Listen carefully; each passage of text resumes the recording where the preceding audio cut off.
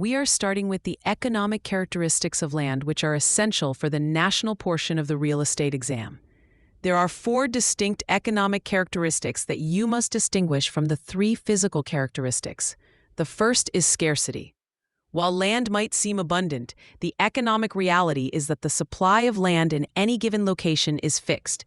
Even if there are thousands of acres of forest, the amount of land available for a specific use, like a suburban housing development, is limited. On your exam, look for questions that contrast a large physical supply with a small economic supply. Scarcity is what drives prices up when demand increases, because we simply cannot manufacture more land in a prime location. The second characteristic is improvements. This refers to any man-made change to the land that affects its value. This is a very common topic on the national exam. You should understand that improvements can be made on the land or to the land. Improvements on the land are things like houses, fences, and garages. Improvements to the land are usually infrastructure items like sidewalks, sewer systems, and curbs. The exam often tests how these improvements impact not only the specific parcel, but the surrounding area. A new high-speed rail station is an improvement that can raise the economic value of every property within a 5-mile radius. The third characteristic is permanence of investment, which is also frequently called fixity. This concept refers to the fact that the capital and labor used to create an improvement represent a large and long-term investment. Real estate is not a liquid asset. You cannot easily move a multi-million-dollar office building if the neighborhood starts to decline.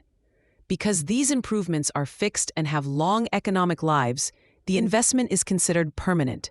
The exam will often use scenarios where a developer is hesitant to build because of the long-term nature of the return.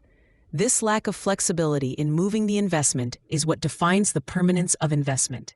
The fourth and most important characteristic is area preference, commonly referred to as situs. Situs is the economic quality of a location based on human preferences and choices. It is the reason why one side of a street might be more valuable than the other side.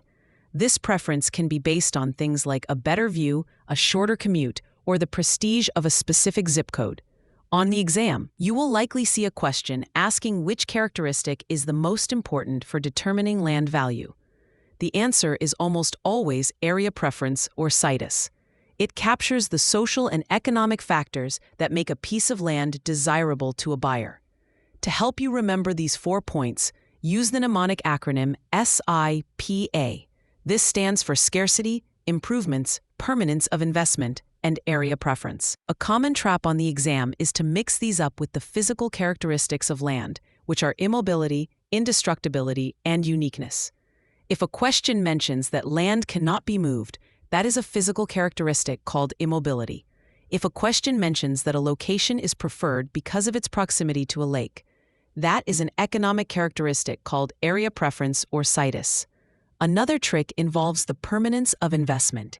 Do not confuse this with the physical trait of indestructibility.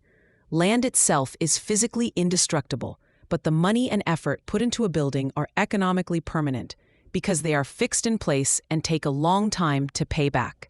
By keeping these 4 economic traits separate from the physical ones, you will be able to identify the correct answer even when the exam tries to use confusing terminology.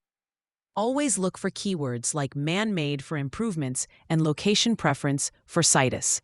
Understanding these distinctions is a key step in passing the national portion of your real estate licensing exam.